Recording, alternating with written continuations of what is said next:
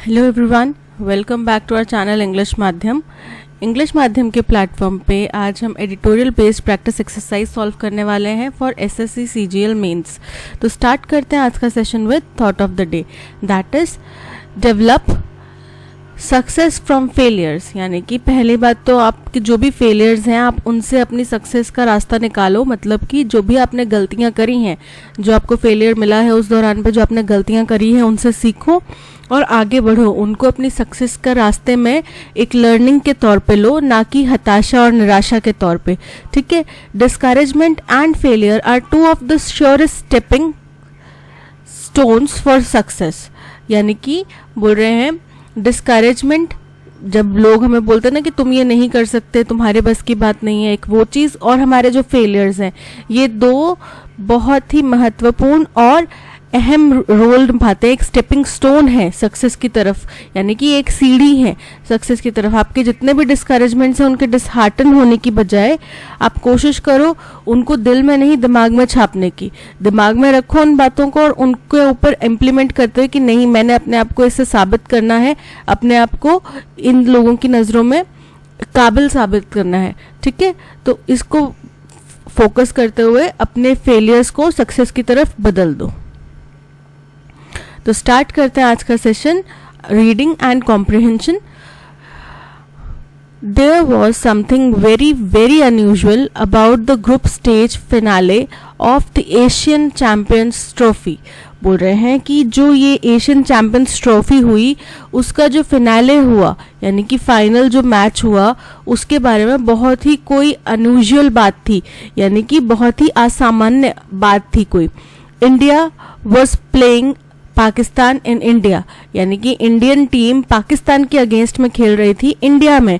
आपको पता है जब से इंडिया पाकिस्तान के रिलेशनशिप खराब हुए हैं, हमारे बीच में मैचेस भी नहीं हो रहे। क्रिकेट जो इतना ज़्यादा दोनों देशों की हार्ट एंड सोल बना हुआ है, उसमें मैचेस नहीं हो रहे। इनफैक्ट आईपीएल में भी उनके प्लेयर्स को नहीं लिया जा रहा। फिर भी एशियन चैंपियन ट्रॉफी यहाँ पे हुई जिसमें फिनाले में इंडिया और पाकिस्तान खेल रहे थे हिंदुस्तान में। ये अपने आप में बड़ी ही असामान्य घटना है। This has become a lost sight as official relations between the two countries have grown hostile। बोल रहे हैं ये दृश्य जो है ये ऐसा दुर्लभ या फिर ऐसा दृश्य बन चुका है जो अब दिखाई नहीं देता। नहीं देखा गया ना, हमने कितने लंबे समय से हमने पाकिस्तान और इंडिया का कोई मैच नहीं देखा, चाहे क्रिकेट हो चाहे और कोई चीज़ हो, है ना, और कोई स्पोर्ट हो। और फिर उसके ऊपर जो हमारे आईपीएल में जिसमें पाकिस्तान के प्लेयर्स भी बहुत बड़ी संख्या में उनको खरीदा जाता था, वो भी नहीं दिखाई दे रहे अब। तो ये जो दृश्य है इन दोनों देशों के जब से रिश्ते खराब हुए हैं तब से ये दृश्य देखने को नहीं मिलता।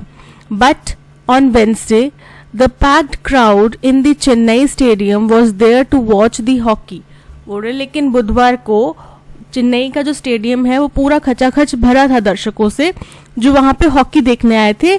नॉट प्रैक्टिस जियोपॉलिटिक्स, ना कि वहां पे जियोपॉलिटिक्स खेलने आए थे, यानी कि राजनीति, जमीनी विवादों के ऊपर राजनीति करने नहीं आए थे लोग वहां पे। Sure it supported the Indian team during the match itself. जाहिर सी बात है कि उन्हें इंडियन टीम को सपोर्ट करना था उस टाइम पे, but it was welcoming to the visitors too. लेकिन उन्होंने जो विजिटर्स थे यानी कि पाकिस्तान टीम थी उनका भी स्वागत किया। Coming up in a huge round of applause after their national anthem. और कैसे पता चला कि उन्होंने उनका स्वागत किया कि जब उनका पाकिस्तानी टीम का नेशनल एंथम बजा तो उसके बाद में उनको बहुत जोरदार तालियों से उनका स्वागत किया गया। Athletes are pawns to various geopolitical face offs. अब एथलीट क्या होते हैं, एथलीट ना मोहरे बन जाते हैं जब भी किसी भी दो देशों के, तीन देशों के, बहुत सारे देशों के बीच में इस तरीके के मतभेद होते हैं ना, तो उसमें सबसे ज्यादा नुकसान जैसे एथलीट्स को भुगतना पड़ जाता है, वो उसका मोहरा बन जाते हैं। But the Chennai crowd reminded everybody that this is not sporting at all. लेकिन जो चेन्नई के क्राउड है, चेन्नई के लोग हैं वहां पे जो देखने आए थे दर्शक, उन्होंने ये चीज जाहिर कर दी, साबित कर दी कि एथलीट्स को जियोपॉलिटिकल फेस ऑफ्स का मोहरा बनाना बिल्कुल भी स्पोर्टिंग यानी कि खेल के फेवर में नहीं है। Recent months have also seen the Pakistan football team play India in Bengaluru and an Indian contingent participate in a bridge championship इन लाहौर। अभी बोल रहे हैं पिछले कुछ महीनों में हमने एक और चीज देखी थी जब पाकिस्तान की फुटबॉल टीम हिंदुस्तान में बेंगलुरु में खेल रही थी, और वहीं दूसरी तरफ हिंदुस्तानी टीम्स का भी एक दत्था क्या हुआ, ब्रिज चैंपियनशिप्स के दौरान में लाहौर में खेलने गया। And there is the most anticipated match coming up with the two countries cricket teams scheduled to play each other in Ahmedabad for the World Cup। अब बोल रहे हैं कि अब और सबसे ज्यादा जिसका वेट किया जा रहा था अभी तक का, वो भी अब एक मैच सामने आने वाला है, देखने को मिलने वाला है। और वो किसका है? दोनों देशों की क्रिकेट टीम्स जिनका मैच शेड्यूल्ड है अहमदाबाद में वर्ल्ड कप के लिए। ठीक है। An intense cricket rivalry is part and parcel of intense fandoms on both sides of the border। अब बोल रहे हैं कि इन दोनों टीमों के बीच में, यानी कि इंडिया पाकिस्तान के बीच में क्रिकेट के मैदान में, आपको पता है बहुत तगड़ी जब इनका फाइनल सभी ये विश करते हैं, इंडियन पाकिस्तान टीम्स ये विश करती हैं, उनके जो फैंस हैं वो ये विश करते हैं कि यही दोनों टीम्स जो हैं फाइनल में पहुंचे तो फाइनल बड़ा जोरदार होगा। और जो India Pakistan world cup final हुआ था उसको आज दिन के, इनफैक्ट जो सुपर बॉल वहां पे बोला जाता है यूएस में कि बहुत फेमस है और बहुत ज्यादा लोग देखते हैं, उससे भी ज्यादा व्यूज इसको मिलते हैं इंडिया पाकिस्तान मैच को, ऑल ओवर वर्ल्ड इतना पसंद किया जाता है। तो बोल रहे हैं कि इन दोनों टीम्स की क्रिकेट राइवलरी बहुत ज्यादा इंटेंस है, बहुत ज्यादा तीव्र है, और ये पार्ट एंड पार्सल है, यानी कि ये गेम का हिस्सा है। ये फैंडम्स यानी कि दोनों साइड्स के जो प्रशंसक समुदाय हैं उसका एक हिस्सा बन चुका है, बॉर्डर्स के दोनों तरफ के फैंस का। It is full of Joy. लेकिन ऐसा नहीं है कि वो कुछ खून खराबे पे बदल जाए या फिर कुछ ऐसा गलत करे, वो सिर्फ मस्ती मजाक या फिर एंजॉयमेंट का एक जरिया है। When sports persons are made to pay the price of what some feral military generals or governments do, fans suffer alongside। बोल रहे हैं कि जब स्पोर्ट्स पर्सन यानी कि खिलाड़ियों को जो कुछ क्रूर मिलिट्री जनरल्स या कुछ सरकारों के गलत रवैयों का, गलत फैसलों का उनको सामना करना पड़ता है, उनको उसकी कीमत भरनी पड़ती है, तो उसके साथ साथ में उनके फैंस जो हैं वो भी उसकी कीमत भुगत रहे होते हैं। ठीक है। Let the games carry on. बोल रहे हैं कि खेलों को जैसे हैं वैसे चलने दो, is a much fair policy, और यही एक सही और अच्छी पॉलिसी होएगी। ठीक है। As the International Olympic Committee president has said, athletes should not be tarnished for acts of their governments. बोल रहे हैं कि जैसा कि ओलंपिक कमेटी के प्रेसिडेंट ने कहा कि एथलीट्स यानी कि खिलाड़ियों को कभी भी हमें इसके घेरे में नहीं लाना चाहिए या उनको इसका नुकसान नहीं भुगतने देना चाहिए, हमारी सरकारों के फैसलों का नुकसान उनको नहीं भुगतना चाहिए। फिर आगे कह रहे हैं, on this principle Russian athlete should be allowed to participate in the Paris games. बोले लेकिन अगर यही बात है, आप यही प्रिंसिपल फॉलो करते हैं, तो रशियन एथलीट्स को भी खेलने दो ना पेरिस गेम्स में, उनको भी अलाउ करो, and carry their on flag, और अपने देश का झंडा कैरी करने दो उनको। बट आपको पता है इस वक्त रशिया यूक्रेन वॉर चल रहा है, तो रशिया के अगेंस्ट में बहुत सारे देशों ने सैंक्शन साइन किए हुए हैं। ठीक है। तो ये उसी का हवाला देते हुए कह रहे हैं कि अगर ऐसी ही बात है, आप इसी प्रिंसिपल पे खरे उतरना चाहते हो, आप इसी प्रिंसिपल को मानते हो, तो फिर रशिया को भी खेलने दो ना भाई, उसमें क्या हर्ज है। आप उनकी सरकार की गलत नीतियों का भुगतान उनके खिलाड़ियों को भी नहीं करना चाहिए ना। If the US had बायकॉटेड the 1936 Berlin Games, as some say it should have, history would be missing an extraordinary G.S. Owens chapter। बोल रहे हैं अगर 1936 में जो बर्लिन गेम्स हुए उसमें अगर यूएस बायकॉट कर देता, जैसा कि कई जानकार कहते हैं कि उसको कर देना चाहिए था। ठीक है। कई जानकार ये सलाह देते हैं कि यूएस को उस टाइम बायकॉट कर देना चाहिए था, तो अगर उनकी सलाह मानते हुए यूएस उस टाइम बायकॉट कर देता, तो हम इतिहास के उन पन्नों में जीज ओवेंस का इतना सुनहरा जो उन्होंने एक चैप्टर, इतना सुनहरा जो एक संज्ञान उन्होंने लिखा है वो नहीं देख पाते। अब जीज ओवेंस एक एथलीट थे, स्प्रिंटर थे, रनर थे, उन्होंने उस टाइम पे आई थिंक 4 या 5 गोल्ड मेडल्स जीते थे और बहुत शानदार उन्होंने प्रदर्शन किया था, इसलिए उनके ऊपर काफी सारी मूवीज भी बनी हुई हैं। ठीक है। उनके स्ट्रगल्स और किस तरीके से उन्होंने वो चीज जीती थी उसके ऊपर। Sports excellence represents a very inspirational and unifying kind of human flourishing। बोल रहे हैं स्पोर्ट्स, उम्दा स्पोर्ट्स के अंदर हमें बहुत उम्दा और बहुत इंस्पायरिंग और यूनिफाइंग यानी कि एक करने वाला ह्यूमन काइंड का मतलब कि एक हो के हम लोग आगे बढ़े ऐसा रवैया देखने मिलता है। Making it lessons us all. बोल रहे हैं अगर हम इसको कम करते हैं, यहाँ पे अगर हम बाकी पॉलिटिक्स लेकर आते हैं, स्पोर्ट्स के अंदर में हम लोग मतभेद लेकर आते हैं, पॉलिटिक्स लेकर आते हैं, तो इससे क्या होगा, हम और नीचे गिर जाएंगे, हम और कमजोर हो जाएंगे।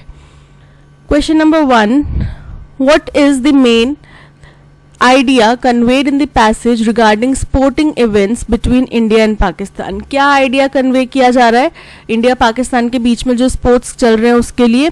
The sports teams of India and Pakistan are highly non competitive and always aim to win each other. ऐसा नहीं है कि वो नॉन कॉम्पिटिटिव है, उनके बीच में तो कंपटीशन या कॉम्पिटिटिवनेस या गेम का जो स्पिरिट है वो बहुत ज्यादा देखने मिलता है। और एम तो जाहिर सी बात है हर टीम का एक दूसरे को हराना ही होता है। The hostility between India and Pakistan governments has completely eliminated all sporting events between the two nations. बोल रहे हैं जो इंडिया और पाकिस्तान की गवर्नमेंट्स के बीच में जो दुर्व्यवहार या इतना क्रूर व्यवहार चल रहा है उसकी वजह से सारे स्पोर्ट इवेंट्स इन दोनों के देशों के बीच में कंप्लीटली एलिमिनेट यानी कि बिल्कुल रद्द हो गए हैं। The sporting events between India and Pakistan serve as a uniting factor transcending geopolitical hostilities and fostering joy and respect. बोल रहे हैं जो भी इन दोनों देशों के बीच में थोड़े बहुत स्पोर्ट्स चलते हैं उनसे ही ये दोनों देश एक दूसरे से जुड़े हुए हैं, जहां पे हम इन दोनों देशों के बीच में जो जियोपॉलिटिकल रवैया है, हॉस्टिलिटी है, उसको थोड़ा सा कम कर पाते हैं और खेल को खेल की तरह देखते हुए एंजॉय और इज्जत से उसको एंजॉय कर सकते हैं। ठीक है, so option C is correct. According to the passage, all of the following are true about the sports events between India and Pakistan except that। बोल रहे सारी बातें सच हैं इंडिया और पाकिस्तान के स्पोर्ट्स इवेंट्स के बारे में सिवाय एक के। तो वो एक बात कौन सी है? The Chennai crowd welcome the Pakistani hockey team with applause after their national anthem. ये तो करेक्ट है, उन्होंने चीयर किया ना उनको। The two countries' cricket teams are scheduled to play each other in Ahmedabad for the World Cup। ये भी correct है। The recent months have seen a complete halt in sporting events between India and Pakistan। ये गलत हो गया। हमने पिछले recent months की ही बात करी जब हॉकी फुटबॉल टीम भी यहाँ पे बेंगलुरु में खेलने आई थी। ठीक है, और अब ये जो हॉकी मैच हुआ उसके बारे में बात करी, और उससे पहले एक इंडियन टीम्स का भी एक पूरा ग्रुप जो है वो वहां पे लाहौर में खेलने गया था। तो ये पिछले कुछ रीसेंट मंथ्स में ही ये चीजें हुई हैं, अदरवाइज उससे पहले काफी लंबे अरसे से बंद था। सो ऑप्शन सी जो है वो इनकरेक्ट है statement. So option C is correct. Based on the passage, what is the author's attitude toward the participation of athletes in Olympics irrespective of their government actions? बोल रहे हैं कि पैसेज के अनुसार ऑथर का क्या नजरिया है कि ओलंपिक में एथलीट्स के पार्टिसिपेशन को लेकर, हालांकि उनकी सरकारों के चाहे जो भी रवैया रहा हो, पर एथलीट्स का ओलंपिक में पार्टिसिपेशन किस तरीके से होना चाहिए। They believe athletes should be punished for their government's action। Incorrect है, वो तो इस चीज को नहीं मानते। They believe athletes should be allowed to participate and represent a sense of human flourishing। जो कि हमें कहाँ से पता चला? जब उनने रशियन एथलीट्स को पार्टिसिपेट करने की परमिशन देने के लिए कहा, ठीक है, ओलंपिक गेम्स में। तो और अपने ही फ्लैग के अंडर में, यानी कि अपने फ्लैग को कैरी करने के लिए जो एक वॉक ऑफ प्राइड होता है ना, उसमें जब आप अपने फ्लैग को रिप्रेजेंट करते हुए, कैरी करते हुए, बाकी सारी टीम उसके पीछे चलती है, तो वो भी उनने कहा कि ये भी परमिशन देनी चाहिए। So option B is correct. What is the synonym of the word hostile? Hostile मतलब बहुत ही क्रूर, एग्रेसिव, आक्रामक, है ना। तो इसका सिनोनिम क्या होगा? फ्रेंडली। फ्रेंडली इसका एंटोनिम है एग्रेसिव, आक्रामक, क्रूर। ठीक है, so option B is correct. Calm and peaceful भी फ्रेंडली का ही सिनोनिम है और हॉस्टाइल का एंटोनिम है। So option B aggressive is correct. Antonym बताना है किसका? इंटेंस का। इंटेंस का मतलब होता है बहुत ही तीव्र, बहुत ही स्ट्रॉन्ग, है ना, तो फेरल, फेरल भी यहाँ पे इनकरेक्ट है। इसका एंटोनिम बताना है, माइल्ड इसका एंटोनिम होगा, माइल्ड का मतलब होता है बहुत ही कमजोर, so option B mild is correct. Extraordinary, extraordinary का मतलब होता है बहुत ही एक्सेप्शनल, बहुत ही रिमार्केबल, है ना, बहुत ही उम्दा नायाब परफॉर्मेंस किया किसी ने, एक्स्ट्राऑर्डिनरी। एंटोनिम बताना है तो बहुत ही उम्दा, बहुत ही नायाब किसी ने परफॉर्मेंस दिया, तो उसका ऑपोजिट क्या हो जाएगा? आम सी बात है, साधारण सी बात है, एक्स्ट्राऑर्डिनरी कुछ है नहीं इसमें, है ना, so option C common is correct. No pain no gain, इसका मतलब होता है कि सक्सेस हासिल करने के लिए आपको बहुत ज़्यादा मेहनत और कभी कभी अपने कंफर्ट जोन से भी बाहर निकलना पड़ सकता है और अपनी कंफर्टेबल लाइफस्टाइल को छोड़ना पड़ सकता है, ठीक है। अगर आप उसको नहीं छोड़ेंगे तो आप सक्सेसफुल नहीं हो पाएंगे। सुबह 4 बजे अगर नहीं अपना बिस्तर त्यागेंगे, नहीं उठेंगे, तो सक्सेसफुल होना मुश्किल है। अगर सुबह नहीं पढ़ सकते तो रात को अगर देर रात तक नहीं पढ़ेंगे तो सक्सेसफुल होना मुश्किल है। अगर दिन के 18 घंटे डेडिकेट नहीं करेंगे तो सक्सेसफुल होना मुश्किल है। 8 घंटे लगातार नहीं पढ़ेंगे, यानी कि वो आपको पेन है, तभी आपको गेन मिलेगा। To avoid suffering one must avoid taking risk, incorrect है। Success requires hard work and occasional discomfort, option B is correct. हमें सिनोनिम बताना है टेम्पेस्टियस का। The tempestuous storm cause significant damage to the coastal region. अब tempestuous का मतलब होता है बहुत ज्यादा तूफानी, स्टॉर्मी, टर्बुलेंट, वाइल्ड, है ना, वायलेंट। तो इसका सिनोनिम जेंटल, बहुत ही शांत सा, आरामदायक सा, काम भी बहुत ही शांत, पीसफुल भी बहुत शांत। टर्बुलेंट, आप प्लेन्स का हम देखते हैं उसमें टर्बुलेंस कब आता है? जब वो तूफान वगैरह में फंस जाते हैं तो टर्बुलेंस आता है। इसका मतलब कि वो बड़े ही अजीब विचित्र स्टॉर्मी तरीके से अस्थिरता आ जाती है प्लेन के अंदर, राइट, तो उसको बोला जाता है turbulent. Option B, turbulent is correct. It is the synonym for tempestuous. Before launching his new business, Rajesh decided to put his house in order by settling all his previous debts. अब क्या मतलब होता है put his house in order का मतलब होता है कि जो भी आपका बचा कुचा चीजें हैं उनको आप संगठित करो, व्यवस्थित करो अच्छे तरीके से, ठीक है। यानी कि सपोज करो कि आप नया बिजनेस स्टार्ट करना चाह रहे हो लेकिन आपके पुराने बिजनेस के कुछ स्टैंडिंग लोन्स हैं या फिर आपकी किसी की देनदारी बची है, लेनदारी बची है। आप सोच रहे हो कि मैं अब ये नया बिजनेस नई तरीके से शुरुआत करूंगा तो मैं अपनी पुरानी लेनदारी देनदारी सारी चुका के फिनिश करके नए सिरे से शुरुआत करूंगा, यही आपका पर्पस होता है। तो क्या करना, मतलब कि आपके पुराने जो भी कामकाज हैं, आपके पुराने जो भी अफेयर्स हैं उनको ऑर्गेनाइज करना। टू डेकोरेट वंस हाउस, अपने घर को सजाना। टू पुट थिंग्स अवे, चीजों को साइड में रख देना एक बारी के लिए। To organise once affair, option C is correct. अपने सारे भी जो भी कामकाज बचे हुए हैं उनको निपटा के ऑर्गेनाइज करना।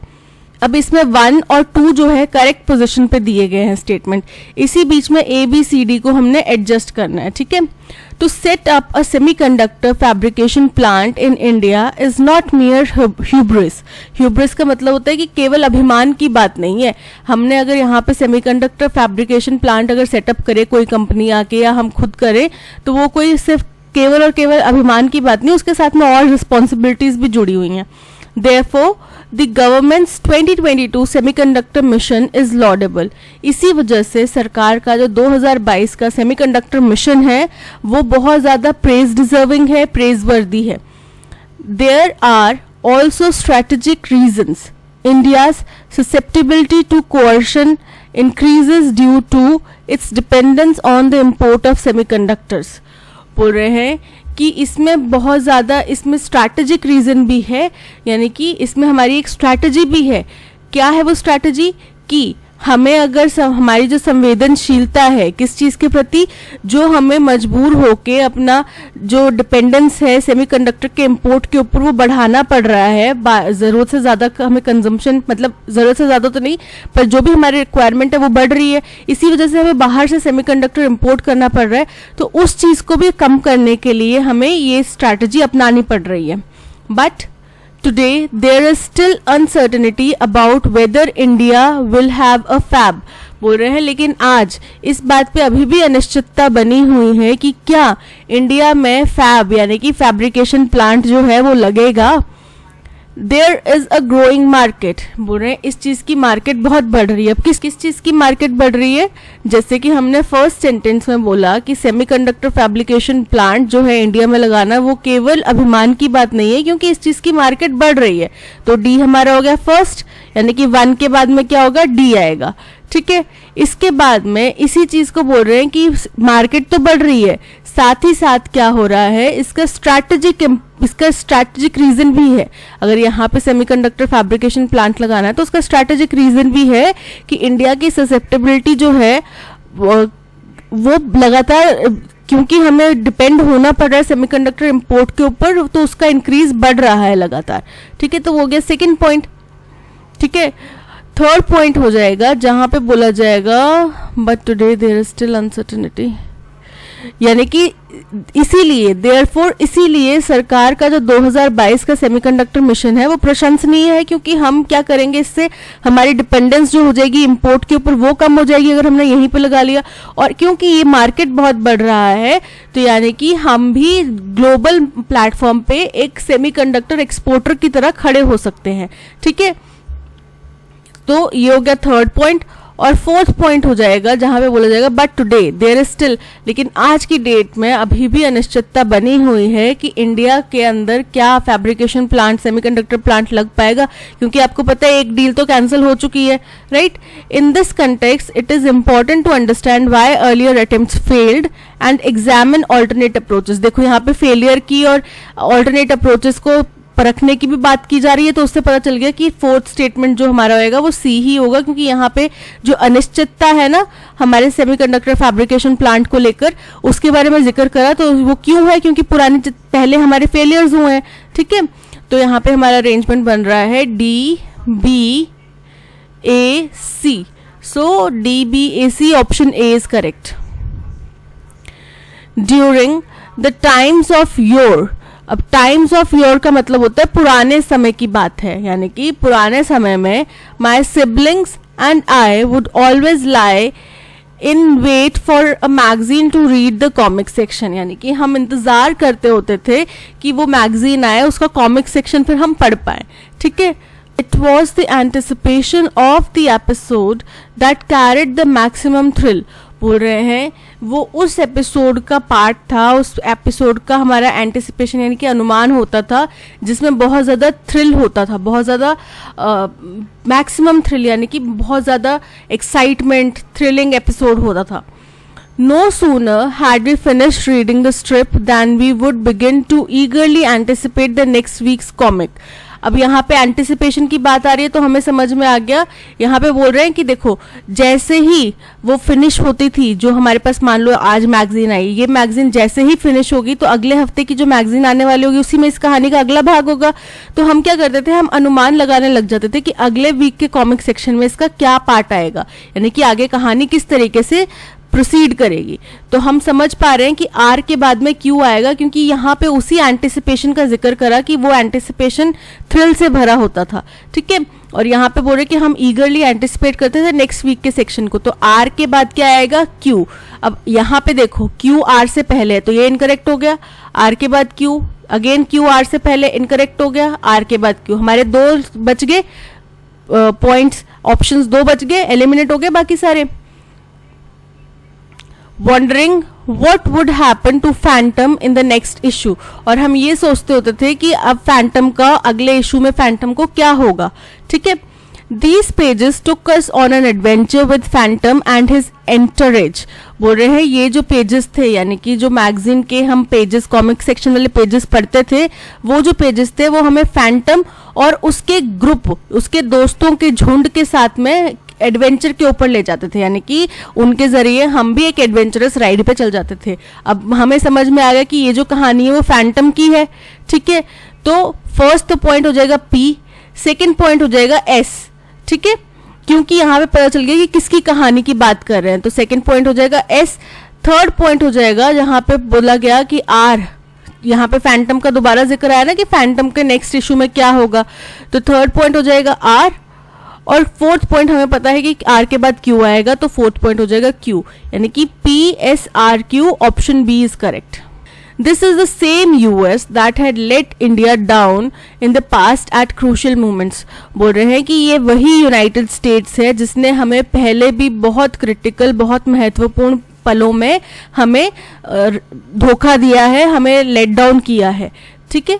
Those with long memories of US-India relations in the past are hence left to wonder whether, बोल रहे हैं जिन लोगों को यूएस इंडिया के इतिहास, रिश्तों के इतिहास के बारे में पता है, उनकी यादें तरोताज़ा हैं, यानी कि पुराने ज़माने के जो लोग हैं जिनने इस रिश्ते को बनते बिगड़ते देखा है, वो अभी फिर इस क्या है, इसी वजह से वो लोग अब अचंभे में हैं या अभी भी इस चीज़ के ऊपर विचार विमर्श कर रहे हैं. All of India continues to savor the images that mark this highly publicized visit. बोल रहे हैं पूरा जो भारत है वो ये जो विजिट है बहुत ही पब्लिसाइज, यानी कि बहुत ही फेमस की गई, जिसका बहुत ज़्यादा प्रचार प्रसार किया गया, ऐसी जो विजिट हुई, ठीक है, उसका स्वाद अभी भी ले रहा है या उसको अभी भी छान रहा है, चख रहा है, देख रहा है, समझ रहा है. ठीक है. The euphoria stemming from Prime Minister Narendra Modi's state visit to United States in June is yet to subside. बोल रहे हैं जो उत्साह उत्पन्न हुआ प्रधानमंत्री नरेंद्र मोदी की स्टेट विजिट से, जो उन्होंने कहा के लिए कि यूनाइटेड स्टेट्स के लिए जून महीने में की थी, उसका उत्साह अभी भी कम नहीं हुआ है. ठीक है. अभी भी कम होना बाकी है. तो हम समझ पा रहे हैं कि हम किसकी बारे में बात कर रहे हैं. हम बात कर रहे हैं प्रधानमंत्री के यूएस विजिट की. तो ये हमारा फर्स्ट स्टेटमेंट हो गया, क्योंकि यहाँ पे हमने टॉपिक का इंट्रोडक्शन किया है कि हम किसके बारे में बात करने वाले हैं. प्रधानमंत्री की यूएस स्टेट की जो विजिट थी, स्टेट्स विजिट थी, उसके बारे में बात करने वाले हैं. ठीक है.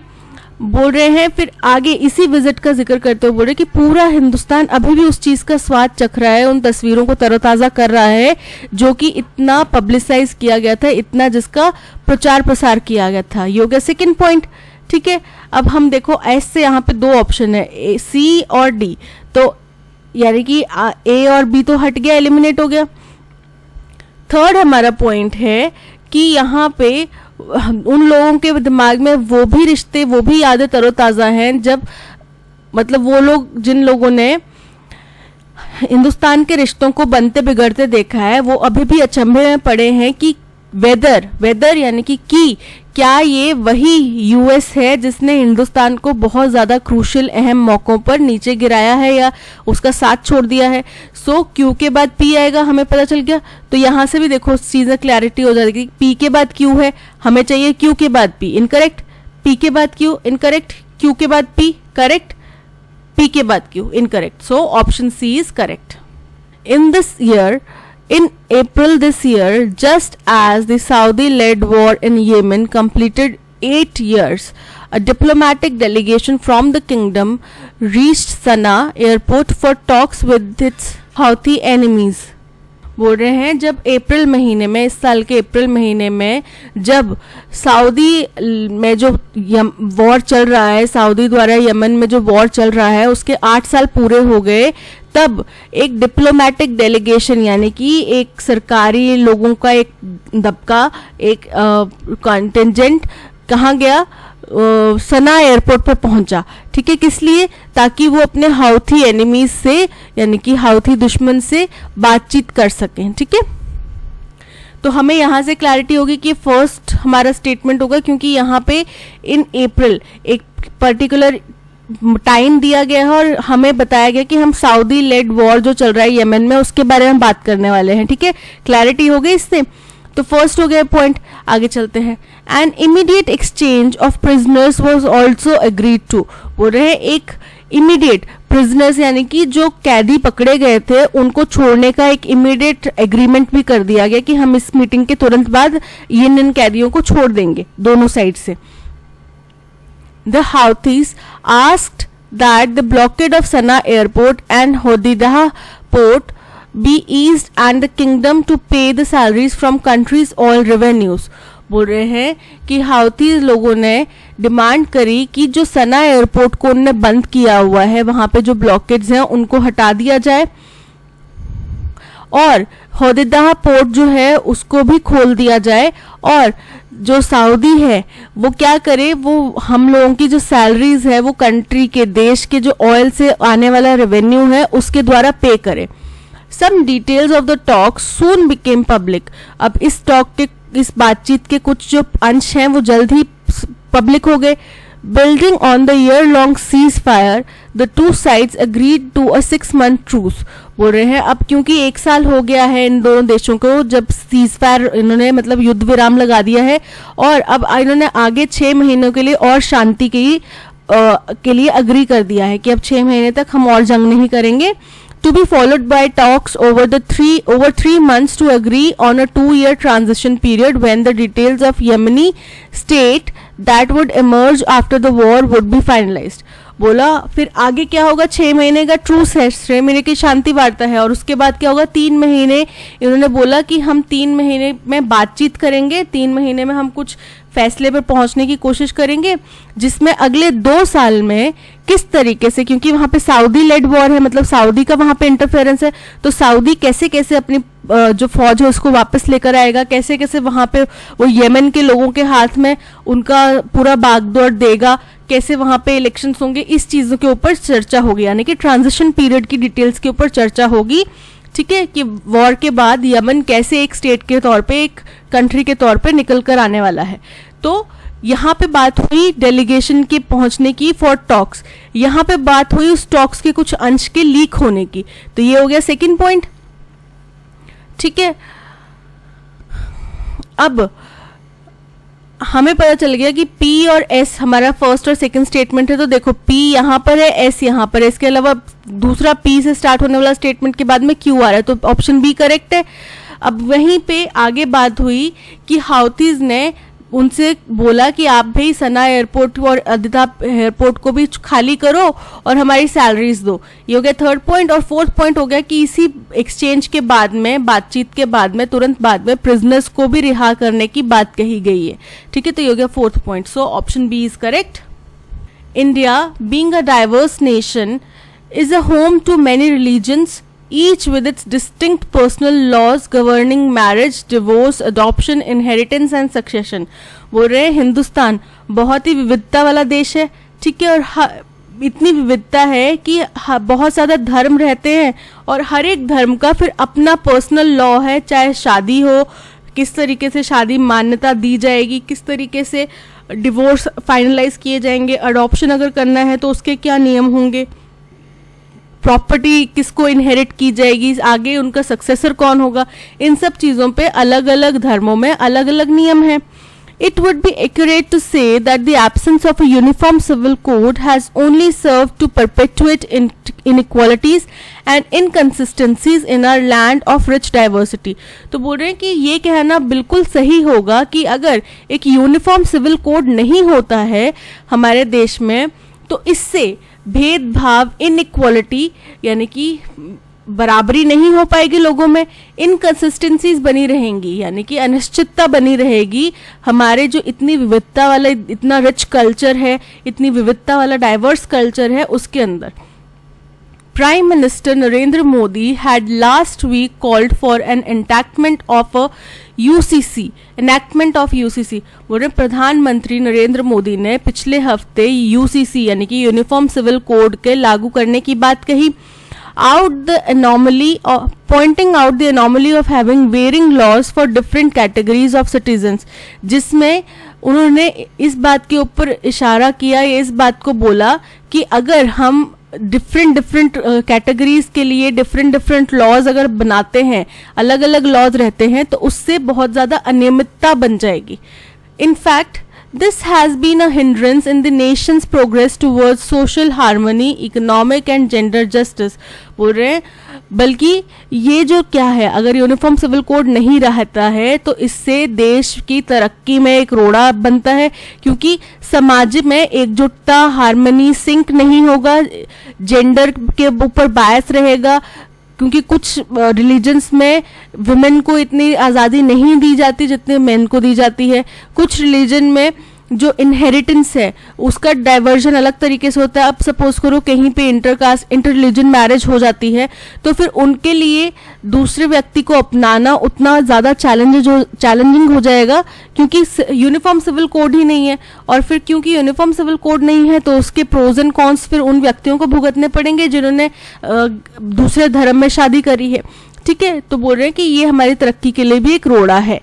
सो देखो, फर्स्ट पॉइंट तो हमें पता चल गया कि इंडिया डाइवर्स है और उसके बारे में बात करी कि अलग अलग धर्म है और अलग अलग धर्म के अलग अलग लॉज हैं, ये हमें पता चल गया। इसी को बरकरार रखते हुए बोला जा रहा है कि क्यों, फिर इससे क्या आता है कि अगर हमारे पास ये कि यूनिफॉर्म सिविल कोड नहीं होगा तो बहुत ज़्यादा इनइक्वालिटीज और इनकन्सिस्टेंसीज बन जाएंगी। ये हो गया सेकेंड। फिर इन्हीं इनकन्सिस्टेंसीज और इनइक्वालिटीज का जिक्र करते हुए बोला गया कि इनफैक्ट ये जो है ये हमारे देश की तरक्की का, एक सोशल हार्मनी का एक रोड़ा है, इकोनॉमिक और जेंडर जस्टिस में एक रोड़ा है। ठीक है, एक हिंड्रेंस है, एक रास्ते की रुकावट है। थर्ड पॉइंट हो गया। फिर हो जाएगा कि प्रधानमंत्री नरेंद्र मोदी ने पिछले हफ्ते यूसीसी लाने की बात कही और जिसका मुख्य उद्देश्य यही था कि अगर हमारे देश में अलग अलग जाति के लोगों के लिए, अलग अलग कैटेगरीज के लोगों के लिए अलग अलग लॉज बनाएंगे तो वो बहुत ही अनियमितता बन जाएगी। सो ये हो गया फोर्थ। तो अरेंजमेंट हमारा बन रहा है PQSR, option D is correct. I have been approached with questions about technical issues for which my answers have been a mix of Wikipedia entries, some scientific papers and vague recollections from textbooks। बोल रहे हैं मुझे बहुत बड़ी technical चीज़ों के ऊपर सवाल किए जाते हैं जिनके जवाब में मेरा जो जवाब होता है वो बहुत ही मिक्सचर होता है। विकिपीडिया से कुछ छानबीन करके ज्ञान लिया हुआ हो, कुछ साइंटिफिक पेपर्स पढ़े हों, या फिर मुझे टेक्स्ट बुक का थोड़ा बहुत कुछ हिस्सा याद हो, तो इन सब का मिक्सचर करके मैं उसका आंसर दे देता हूँ। I am a scientist in so far, बोल रहे मैं अभी तक एक साइंटिस्ट हूँ, as I don't panic when I read 2-bromo 2-chloro 1,1,1 trifluoroethane। अब ये केमिकल कॉम्पोजिशन है किसी चीज का। तो बोल रहे हैं कि मैं अभी तक अपने आप को एक साइंटिस्ट मानता हूँ, मैं एक साइंटिस्ट हूँ क्योंकि मैं जब ये फॉर्मूला पढ़ता हूँ 2-bromo 2-chloro 1,1,1 ट्राइफ्लोरोइथेन तो मैं डरता नहीं हूँ, मैं पैनिक नहीं करता। But at the same time no matter what I know I can't comment on a technical merit of a paper. बोले लेकिन उसी समय पे अगर सेम टाइम पे अगर मैं चाहे जितना मर्जी ज्ञान रखता हूँ लेकिन मैं किसी भी टेक्निकल पेपर के ऊपर, टेक्निकल पेपर की मेरिट्स या डीमेरिट्स के ऊपर कोई भी टिप्पणी नहीं कर सकता, क्योंकि मैं उतना मेरे पास वो डिग्री नहीं है, वो ऑथराइजेशन नहीं है वो चीज करने का। ठीक है। Some of my colleagues call me a scientist, मेरे कुछ दोस्त मुझे साइंटिस्ट बुलाते हैं। They jest but not entirely, वो मजाक करते हैं पर पूरी तरीके से नहीं। अब देखो ये हमारा हो गया फर्स्ट स्टेटमेंट कि मेरे कुछ फ्रेंड्स जो हैं वो मुझे साइंटिस्ट बुलाते हैं, वो मजाक के तौर पे बुलाते हैं, पर ये सच में पूरा का पूरा मजाक नहीं है, क्योंकि मुझे अप्रोच किया जाता है ऐसे क्वेश्चन के साथ में जहाँ पे टेक्निकल इश्यूज के पूछे जाते हैं, लेकिन मेरे जो जवाब होते हैं वो विकिपीडिया, साइंटिफिक पेपर्स या फिर टेक्स्ट बुक के कुछ छोटी मोटी यादों से मिक्स होते हैं। अब मैं अपने आप को साइंटिस्ट मानता हूँ, मैं हूँ एक साइंटिस्ट, हाँ मैं हूँ एक साइंटिस्ट, क्योंकि जब मैं ये फॉर्मूला रीड करता हूँ तो मैं डरता नहीं हूँ, और उसी टाइम पे मैं नहीं भी हूँ साइंटिस्ट। जब तक ये चीज़ है तब तक तो मैं नहीं डर, तब तक मैं साइंटिस्ट हूँ। लेकिन जहां बात आ जाती है किसी टेक्निकल पेपर की मेरिट्स या डीमेरिट्स के ऊपर टिप्पणी करने की, तब मैं साइंटिस्ट नहीं हूँ। ठीक है। सो हमारा अरेंजमेंट बन गया आर एस। आर के बाद एस हमारा सेकंड स्टेटमेंट है। अब देखो कितना इजी है, हमने पता लगा लिया कि आर हमारा फर्स्ट स्टेटमेंट है और उसके बाद एस है। तो देखो कहीं पे भी आर के बाद एस नहीं है ए के अलावा। सो option A is correct. With less than 3 years to go, the decision of the government of Victoria, Australia, बोल रहे हैं कि केवल 3 साल बचे हैं अब इस चीज को होने में, कुछ होने वाली होगी घटना, उसमें केवल 3 साल बचे हैं, और उसी दौरान पे गवर्नमेंट ऑफ विक्टोरिया यानी कि ऑस्ट्रेलिया की सरकार का एक फैसला आता है to withdraw from the hosting of 2026 Commonwealth games, कि उनको होस्ट करना था 2026 का कॉमनवेल्थ गेम्स, और उन्होंने बोला कि अब हम ये नहीं करेंगे, हम इससे अपना नाम वापस ले रहे हैं। Has come as a dash to the sporting movement. अब ये इस खेल के लिए बहुत ही ज्यादा शॉक की तरह आया है, या बहुत ही ज्यादा झटके की तरह आया है, सदमे की तरह आया है। ठीक है। After Birmingham replace Durban for the 2022 edition. बोल रहे हैं 2022 में हुए थे कॉमनवेल्थ गेम, उस टाइम पे पहले डरबन को दिया गया था, फिर डरबन ने मना कर दिया और फिर किसको मिली उस गेम की होस्टिंग? बर्मिंघम को। ठीक है, this is the second consecutive occasion when the original host city is unable to host the games due to financial issues. बोल रहे हैं ये लगातार दूसरी बार हुआ है जब इन गेम्स के दौरान में जब जो ओरिजिनल सिटी है जिसको होस्टिंग का मौका दिया गया था, जिसको होस्टिंग के राइट्स दिए गए थे, उन्होंने फाइनेंशियल यानी कि पैसे की दिक्कत की वजह से इन गेम से हाथ हटा लिया और फिर दूसरे किसी देश को इनकी होस्टिंग दी गई। Victoria which has uniquely propose to organise the games over a region. बोल रहे हैं विक्टोरिया जिन्होंने बहुत यूनिक एक प्लान दर्शाया था कि हम एक पर्टिकुलर रीजन के में गेम्स खिलाएंगे, तो उन्होंने ये बड़ा यूनिक सा प्रपोजल दिया था। Dash initially estimated a budget of 2.6 billion Australian dollar, but it's premier Daniel Andrews said the cost could go beyond 6 billion Australian dollars. बोल रहे हैं इन्होंने बोला कि हम इस पर्टिकुलर रीजन में, एक पर्टिकुलर रीजन में गेम्स खिलाएंगे। फिर इन्होंने क्या किया था, इन्होंने जो शुरुआती एस्टिमेट लगाया था वो 2.6 ऑस्ट्रेलियन डॉलर्स का लगाया था, 2.6 बिलियन ऑस्ट्रेलियन डॉलर्स का। लेकिन उनके जो उच्च स्तर के कोई लीडर होंगे या फिर प्रीमियर मतलब होता है जो ऑस्ट्रेलिया में जो विक्टोरिया स्टेट के हेड हैं उसका, उनको बोला जाता है प्रीमियर। और तो बोल रहे हैं डेनियल एंड्रयूज ने कहा कि हमने पहले अंदाजा लगाया था 2.6 बिलियन ऑस्ट्रेलियन डॉलर का, लेकिन अब ये जो कॉस्ट है ये 6 बिलियन ऑस्ट्रेलियन डॉलर से भी पार जा सकती है, which to him is too much for a 12 day sporting event, जो उनके अनुसार केवल 12 दिन के एक स्पोर्ट्स इवेंट के लिए बहुत ज्यादा है।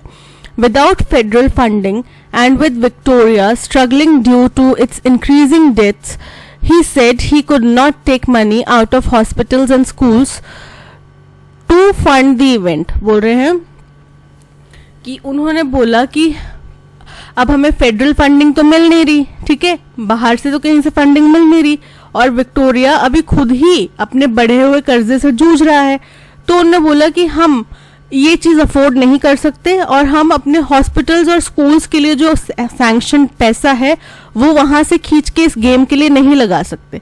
ठीक है, even though the development has come as a huge dash for Australia which has hosted 5 CWG editions including 2018 Gold Coast, Prime Minister Anthony Albanese looked forward to hosting the Women's Football World Cup and 2032 Brisbane Olympics।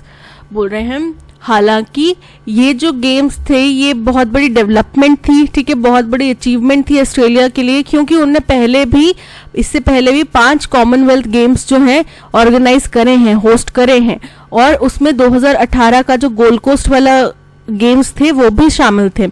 लेकिन prime minister Anthony Albanese ने क्या कहा कि ठीक है हम ये नहीं कर पाएंगे, फिर भी हम उम्मीद रखते हैं कि जो वुमेन फुटबॉल वर्ल्ड कप हुआ है उसकी हमें भागीदारी मिले, उसमें हमें होस्ट करने का मौका मिले, या फिर 2032 का जो ब्रिस्बेन ओलंपिक होने वाला है उसके लिए हम अच्छा परफॉर्मेंस कर पाए, उनकी होस्टिंग हमें मिल पाए, which would run on a different revenue model over a longer period of time.